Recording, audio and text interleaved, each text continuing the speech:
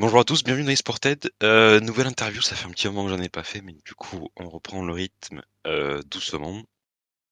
Et aujourd'hui, j'invite Renaud Whipper, évidemment, avec qui on a beaucoup travaillé il y a un moment sur Valorant.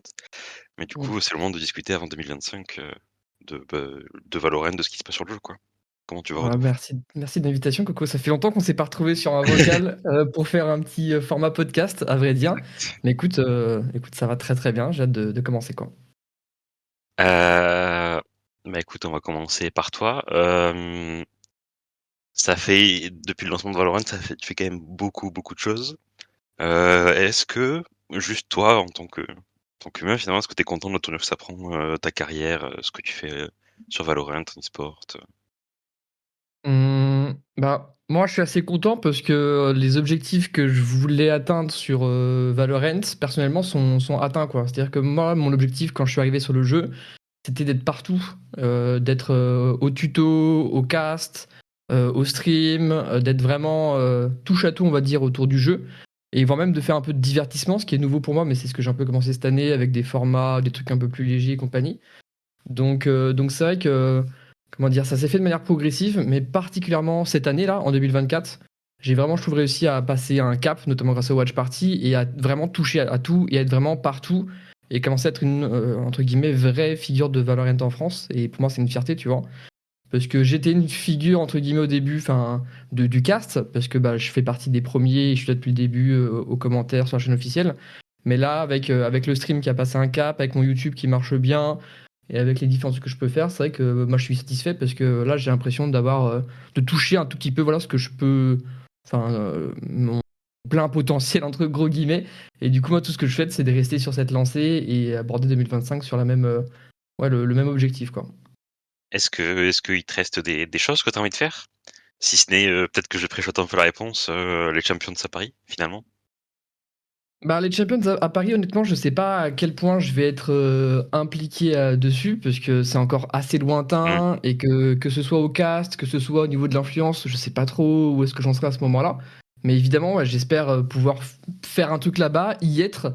J'avoue que moi, le rêve, entre guillemets, ça serait de pouvoir watch party sur place, parce que c'est un truc que j'ai pas encore fait en fait.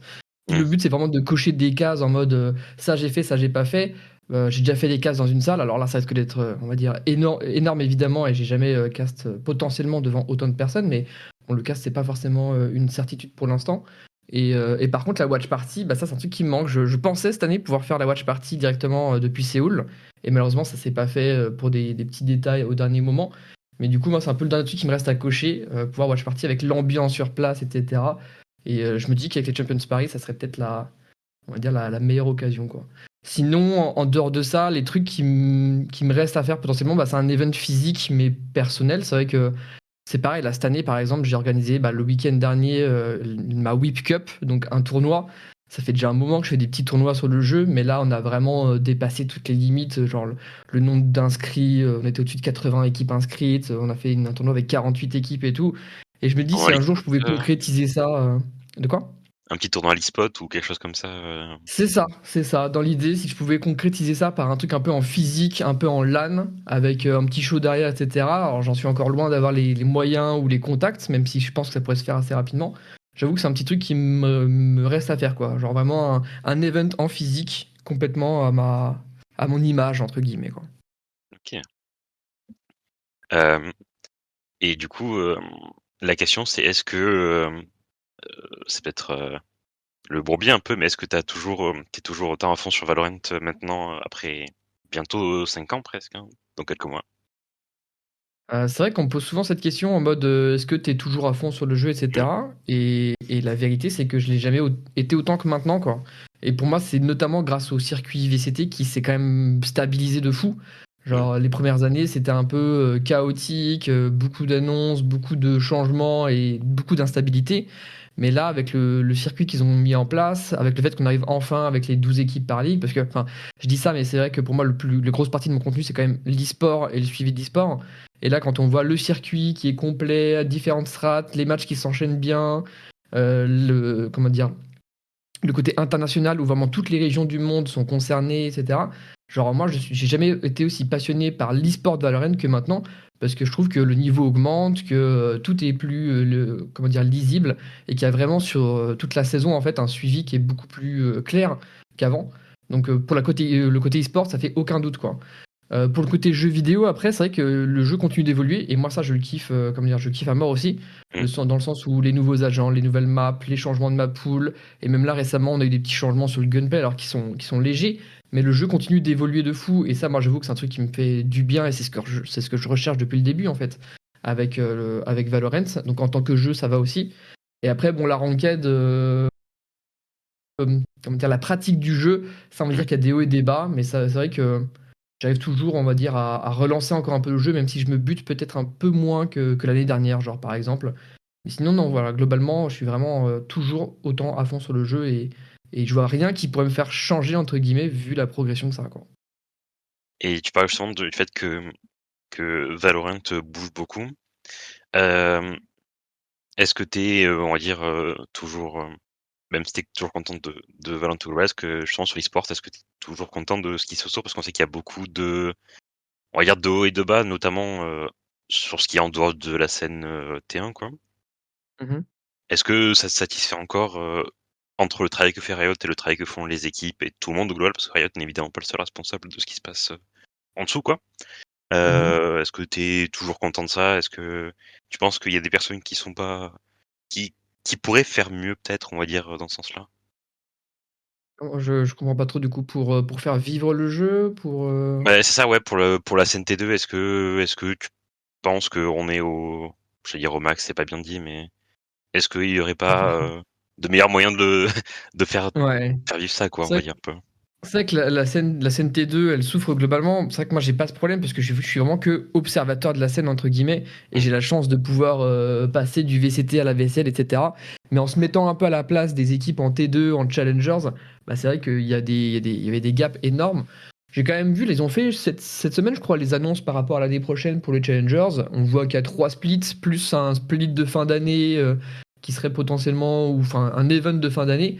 Donc j'ai l'impression que rien que là-dessus. Comment dire, déjà cette année, il devrait y avoir une vraie progression pour les équipes T2 en Challengers. Il devrait y avoir moins de temps mort, il devrait y avoir plus d'événements à participer. Pour moi, ce qui manque, c'est un truc en physique, quoi. C'est vrai qu'il y a l'Ascension qui est un rendez-vous, on va dire, pour les Challengers par région dans l'année. Et je pense que ça serait bien qu'il y en ait plus régulièrement, quoi.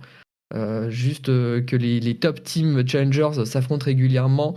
Je pense que c'est du content que tout le monde apprécierait de une, et ça serait bah, justement l'occasion pour toutes ces ligues de se montrer un peu sous leur meilleur visage.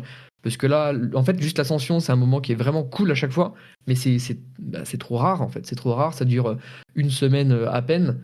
Donc je pense que là-dessus, c'est là où il y a peut-être une progression à avoir, plus évidemment bah, des events physiques comment dire, par région. C'est vrai que là, en Ligue française, pas de Coupe de France, pas de finale LAN.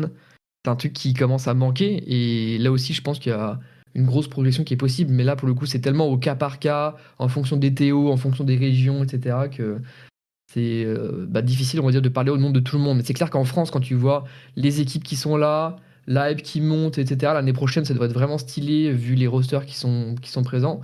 C'est clair que ça serait bien un petit event physique pour concrétiser tout ça. Mais là, voilà, quand c'est vraiment tellement indépendant de nous, observateurs de la scène, que ça reste un mystère, quoi.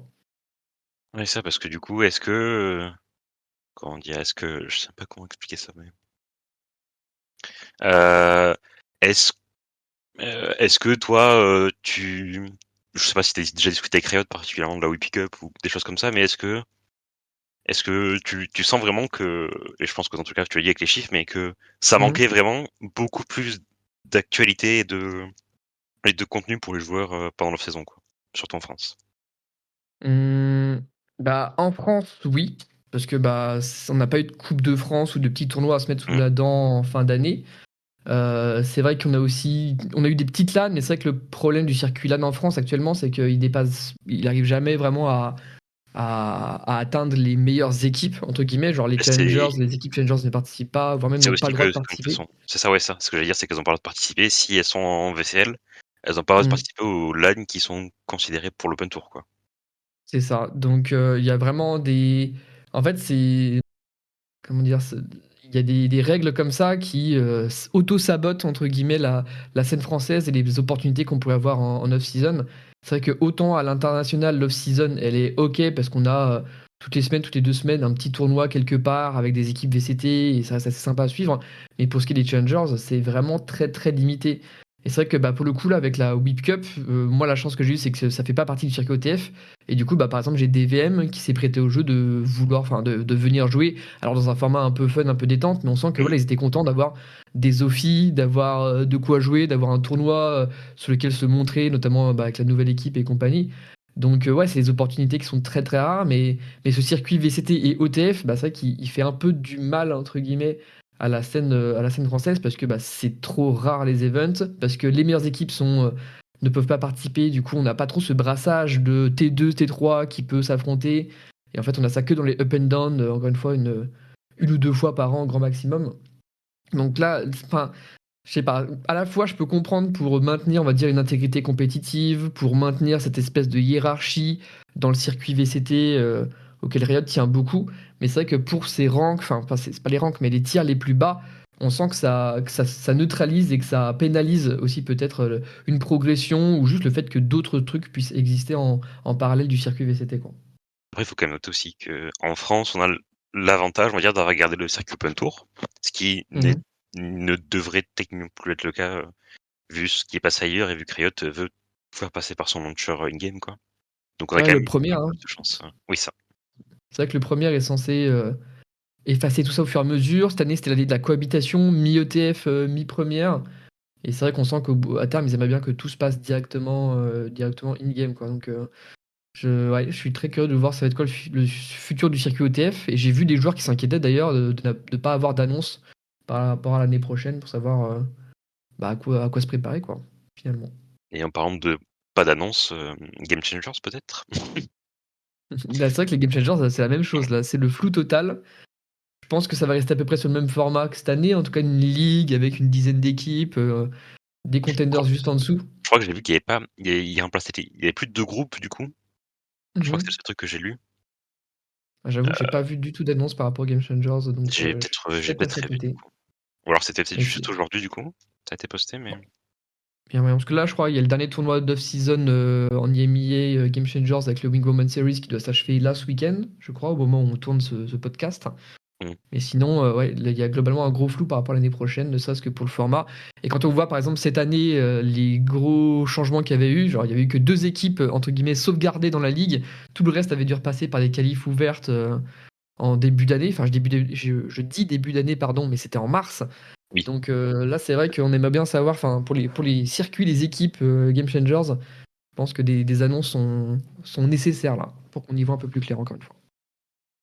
Et je me rends compte que plus je réponds à tes questions et plus en fait il y a du flou, quoi.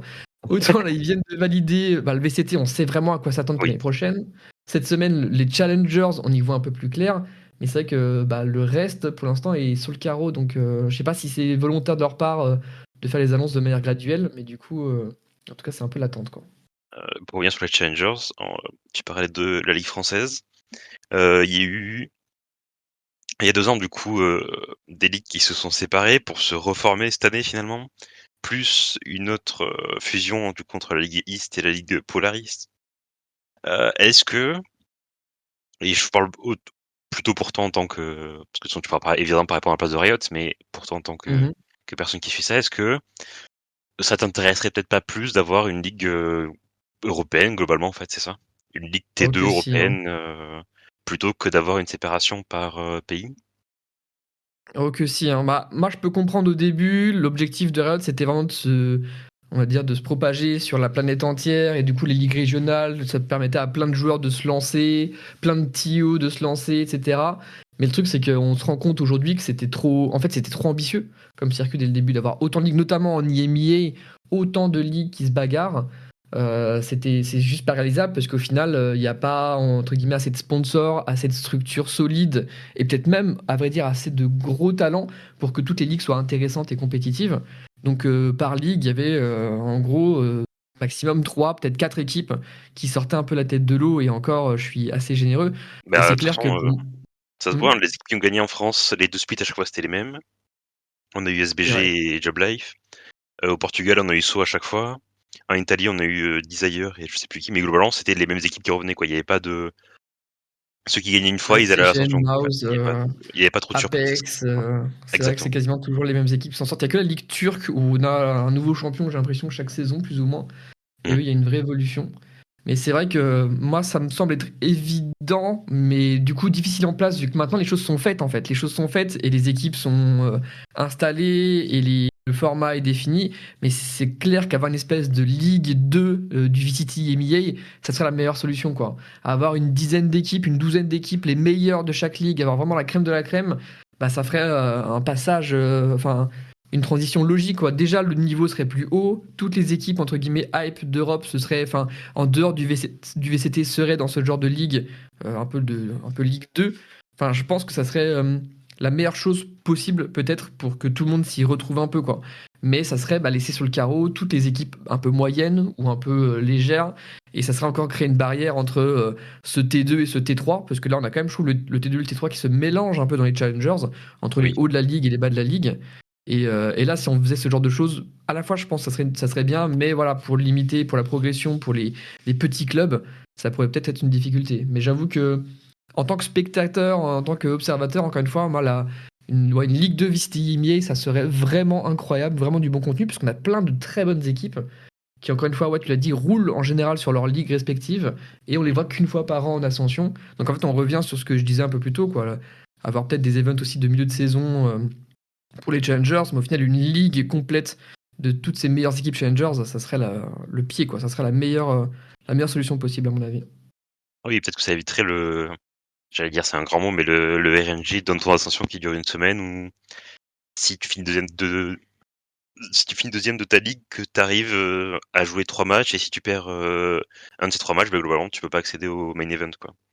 Ouais, c'est ça. Alors, c'est un format ultra cruel, quoi. Tu fais Mm. 2 saisons complètes. Donc, cette année, enfin, l'année 2025, ça va être 3 saisons pour une ascension qui ouais, se joue sur 2 semaines, de 2 week-ends. Et le moindre raté, c'est la punition instante. Donc, c'est vrai que ça permettrait de rendre un peu moins cruel ce format d'ascension, quoi. Et Même s'il a après, raison de l'être, hein, mm. et qu'il y a qu'une ou deux équipes qui montent par an, il faut que ça soit un format cruel.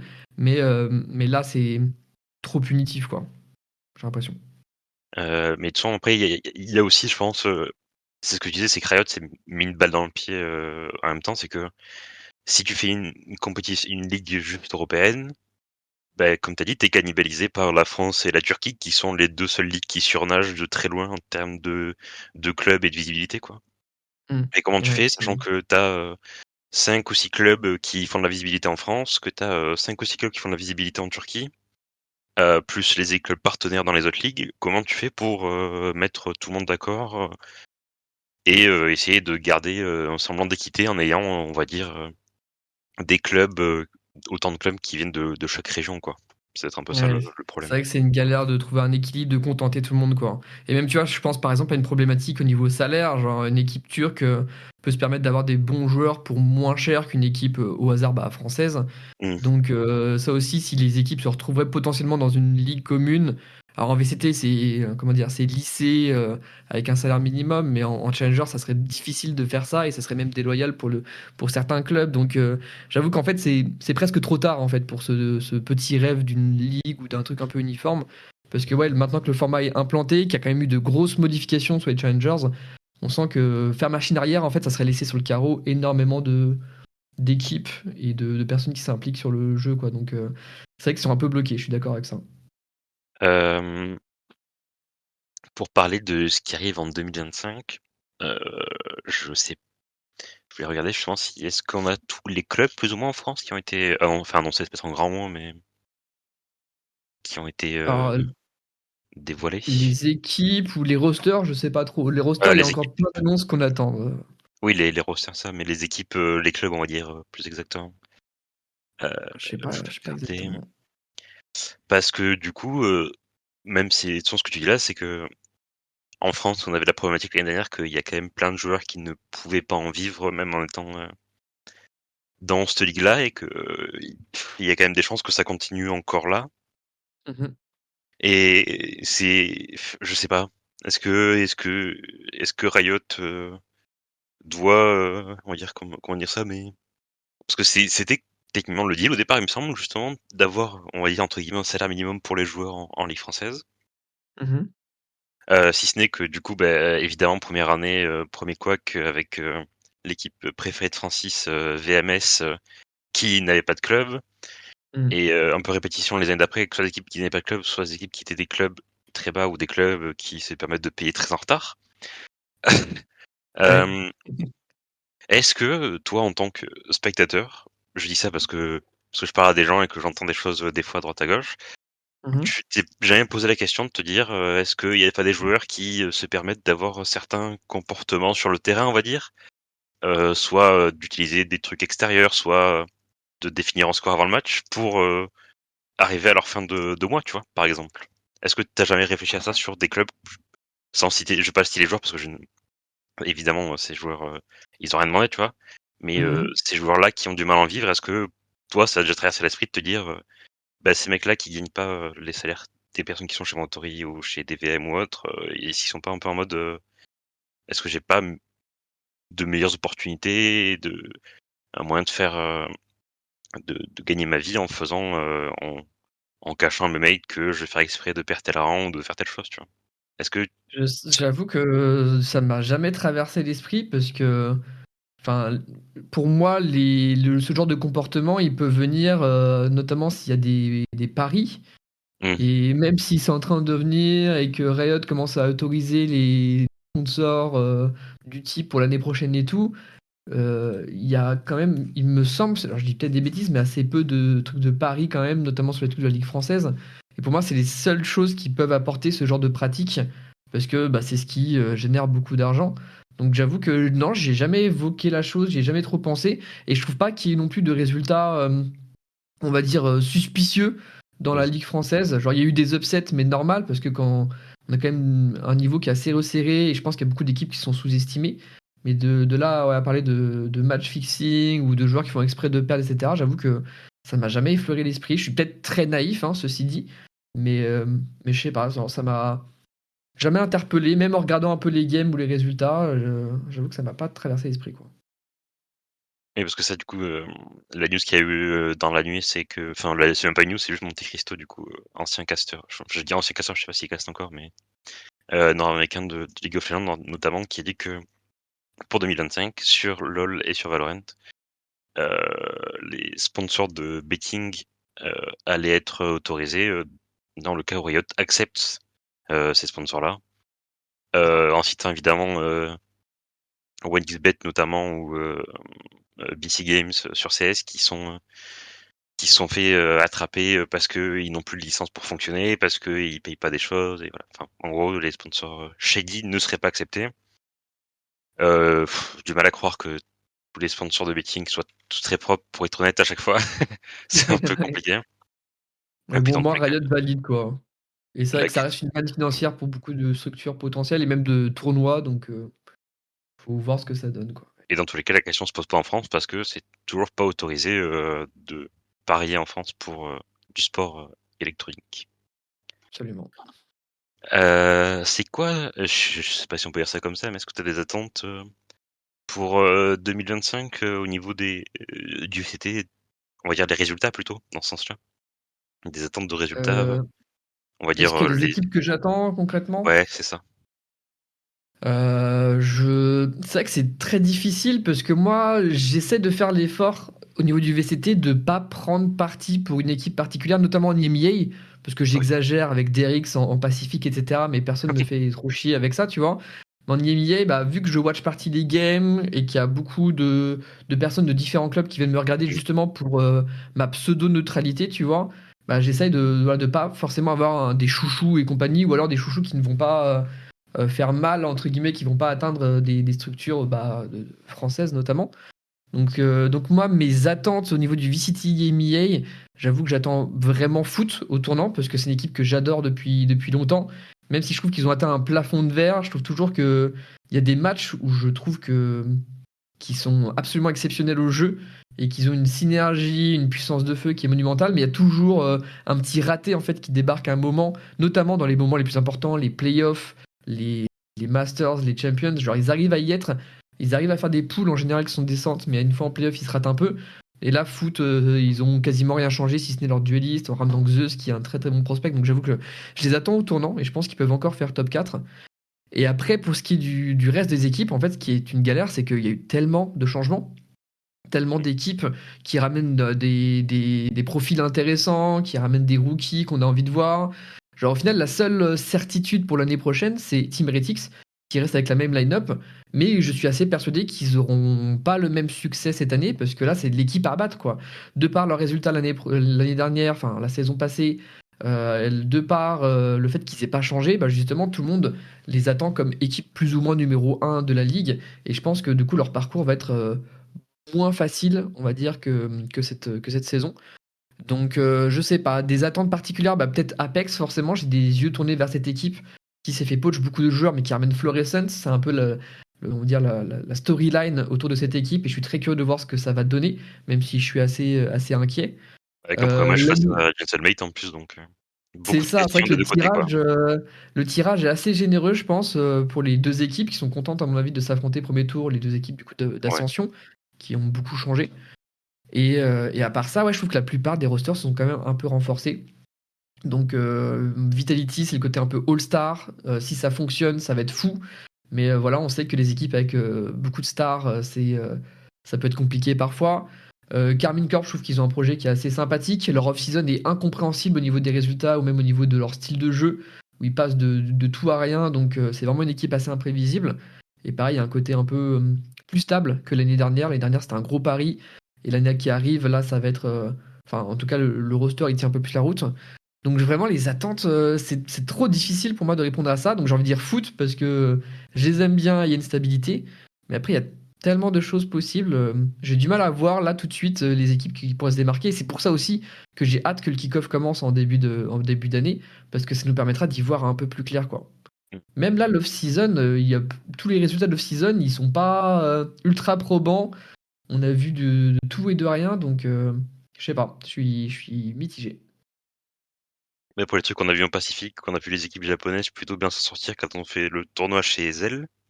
Puis Ouais, arrivé en Corée, elles se sont fait manger, quoi. Donc il y a un peu ce truc-là de, il n'y a pas de. Alors après, évidemment, tout le monde ne demande pas tout et il faut prendre ça à la légère, mais il n'y a pas d'équipe en particulier sur l'off-saison, sur les tournois d'off-saison qui s'est montré particulièrement en place, on va dire. c'est ça. Il y en a qui, pour moi, ont surpris. Je pense à T1 notamment, qui a gagné le Red Bull Home Ground. Genre, Mm. je m'attendais pas à ce que cette équipe, avec les changements qu'ils ont fait, soit capable de remporter ce tournoi direct. Donc c'est une bonne surprise. Mm, Mais est-ce que c'est particulièrement de bon augure pour la saison prochaine? Franchement, je suis pas sûr. Mais c'est vrai que bon, là, j'ai beaucoup parlé du VCT EMEA, mais c'est vrai qu'en Pacifique, on a plein d'équipes qui semblent, qui peuvent gagner en fait le tournoi. PaperX, Genji, DRX. Vu ce qu'a montré DFM, là, les Japonais récemment, Mm. j'ai envie de dire pourquoi pas. S'il y a une surprise d'off-season, en vrai, c'est DFM, je pense. Parce qu'ils passent d'équipes un peu risibles, d'année de la ligue, on célèbre chaque victoire de leur côté, à là, ils ont atteint une finale récemment. Et le fait d'avoir fait des changements, d'avoir recruté, je crois, les Crazy Raccoon en majorité et d'avoir gardé Mei, ça donne un truc vraiment qui a l'air de tenir la route.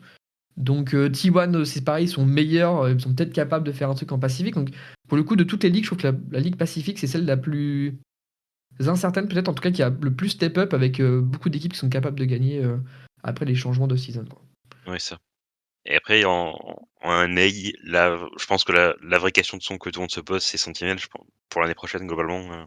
Ouais, c'est vrai que Si Sentinel, c'est peut-être un peu Furia parce que Aspas, mais je pense que tout le monde s'en fout à force. Voilà, désolé pour lui, mais moi j'avoue que Furia, je pense pas qu'Aspas va leur permettre de passer en playoff ou d'aller en Masters par exemple. Ça reste un très très bon joueur, mais est-ce qu'à lui tout seul il va pouvoir donner ce qui manquait à Furia pour aller plus loin? Je suis vraiment pas convaincu. C'est vrai que Sentinels, ils font un peu d'off-season aussi, et c'est très mitigé, hein, honnêtement.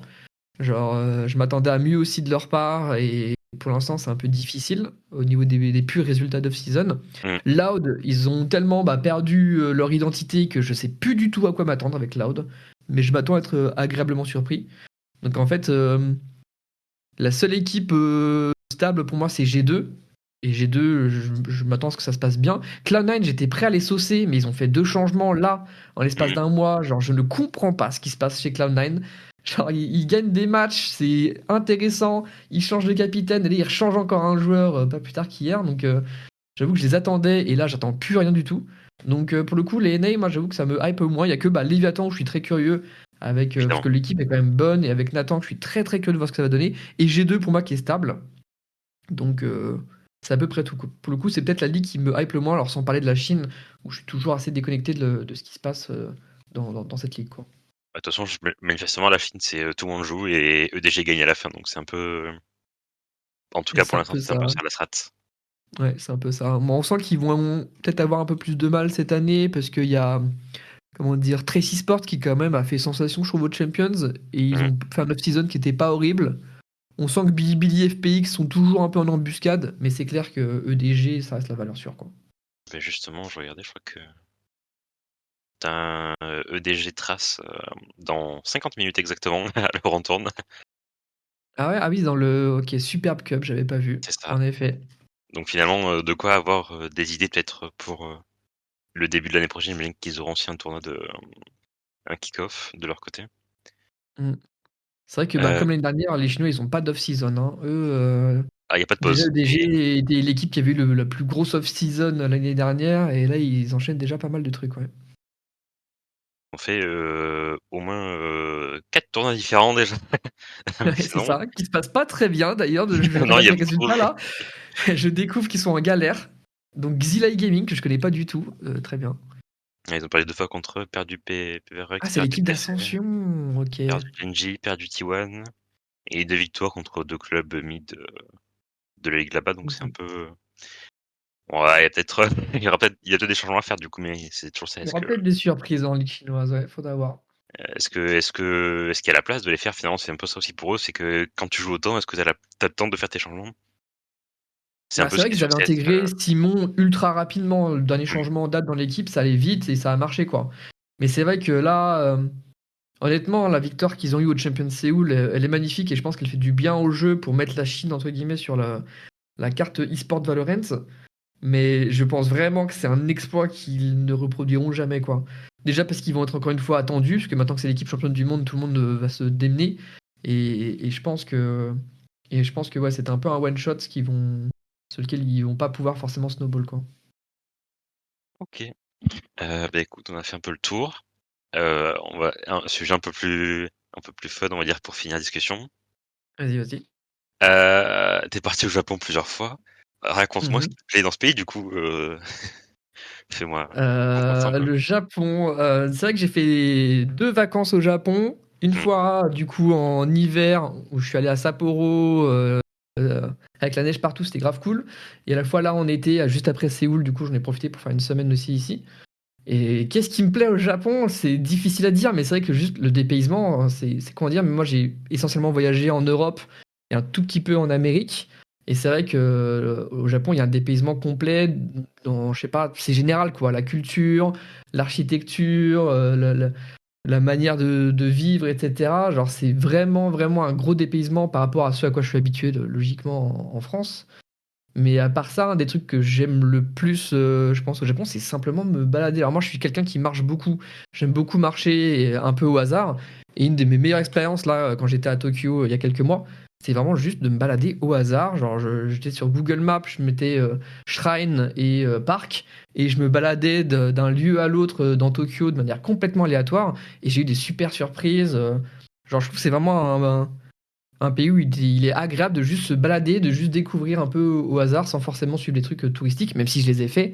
J'ai fait le mont Fuji, j'ai fait tous les quartiers populaires de Tokyo, etc. Kyoto, Nara. J'ai fait les trucs, on va dire, touristiques. Mais c'est vrai que moi, c'est juste, ouais, juste se balader et profiter de l'ambiance générale qui reste un des plus gros kiffs là-bas. Et j'avoue que Ouais, la bouffe, alors moi, je suis compliqué parce que j'aime c'est pas ce trop que le j'allais dire. poisson, etc. Mais la bouffe, je m'y retrouve aussi énormément. Tout ce qui est, comment dire, ramen, tout ce qui est trucs frits, porc frit, poulet frit, etc. Alors je m'y retrouve sans trop de problèmes. Mais voilà, le côté sushi, le côté poisson, bah forcément, c'est omniprésent dans la culture, on va dire, japonaise. Mais ça, j'arrive à dodge. J'étais inquiet par rapport à ça dans mes premiers voyages. Puisque du coup, ouais, je suis vraiment pas du tout poisson, fruits de mer et compagnie. Mais je m'en suis plutôt bien sorti. Donc c'est même pas vraiment un problème, quoi.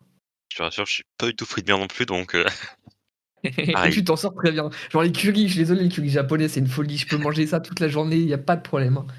Putain, t'as ce truc de supporter l'épicé, on va dire un peu? T'as pas trop Non, non, non, parce que là, comment, Kokukuri, là, tu te ramènes et Oui, tu as une échelle sur 10. Moi, oui. j'ai mis 2 grands max et il faut pas que j'aille plus loin. 2, c'était ok, quoi. Non, mais moi je mets le C'était minimum, je faisable. te rassure et ça embête déjà, tu vois? Et pour le coup, ça va. C'est vrai qu'ils sont cool avec les étrangers et enfin, ils demandent quand même au niveau de l'épice, pas que ça t'arrache trop. Ouais. Mais c'est vrai Ouais. que pour le coup, là, non, j'ai pas trop testé les trucs qui sont vraiment forts. Il y a ce truc-là un peu dans l'autre sens avec les Japonais où là où manger chaud c'est un peu compliqué, eux ils n'hésitent pas à se brûler la langue pour manger un ramen quoi. Et ça je trouve ça fou aussi Ouais, là-dessus. ouais, ouais. Et du coup, ils soufflent à mort, ou tu les vois, ils transpirent, ils sont pas bien. Et c'est un ouais, vas-y. Ils Chacun ont son pas ce truc. on dirait qu'il y a, tu sais, il y a pas le plaisir de manger, c'est juste ils mangent pour aller plus vite et hop là ils passent à la suite. C'est un peu fou. C'est un peu ça, ils se débarrassent. Vas-y, est-ce que t'as dans tout ce que t'as visité, est-ce que t'as un conseil particulier? Écoute, tant qu'à faire, donc on est là. Bah, du coup, un de mes meilleurs souvenirs, honnêtement, c'est Sapporo, du coup, en février. Donc Sapporo, c'est sur l'île au nord, Hokkaido, et c'était en même temps que le festival de sculpture sur glace et neige. Et, et du coup, c'était vraiment une super surprise parce que, je sais pas comment dire, j'étais arrivé à Tokyo d'abord, où bah, c'était l'hiver, il faisait pas forcément très beau et compagnie, et prendre l'avion le matin, arriver à Sapporo, et là t'as de la neige partout, avec des grandes sculptures. Enfin, moi ça m'avait mis dans un très très bon mood, et j'ai globalement adoré la ville de Sapporo. Donc je peux recommander, voilà, si c'est ma seule recommandation, Sapporo en hiver et surtout en février, autour de ce fameux festival. Je pense que c'est vraiment une bonne période pour kiffer le truc en mode hivernal avec la neige partout et tout, quoi. Bah, écoute, parfait, merci beaucoup Renaud d'avoir, pris le temps de passer du coup. Bah écoute, je t'en prie, c'était un plaisir, vraiment. Et puis, évidemment, on va dire, bon courage pour, 2025 avec, encore beaucoup de contenu à faire, je pense, avec tout ce qui se passe, tout l'e-sport. Ouais, ouais, j'ai plein de projets en vrai, hein. C'est vrai que entre les watch parties, j'aimerais bien faire du contenu hebdomadaire sur l'e-sport, sur les matchs, des récaps et compagnie. Il y a tellement de choses à faire, moi, j'ai juste hâte d'y être, quoi. Oui, ça parce que du coup, il y a l'option où toi, quand tu les watch parties, tu chez toi et du coup, tu peux faire du contenu, à côté, ce qui n'est pas possible quand tu es à Paris pour, casser directement. Ouais, c'est ça, c'est ça. Là, je risque quand même de faire un peu plus de watch party cette année, donc bah, vu que ça me laisse du temps en effet pour développer d'autres trucs, notamment YouTube, quoi. Donc ça va être un des objectifs cette année. OK, bah, écoute, merci beaucoup encore et puis voilà, Bah, merci. je t'en prie, merci à toi. À la prochaine!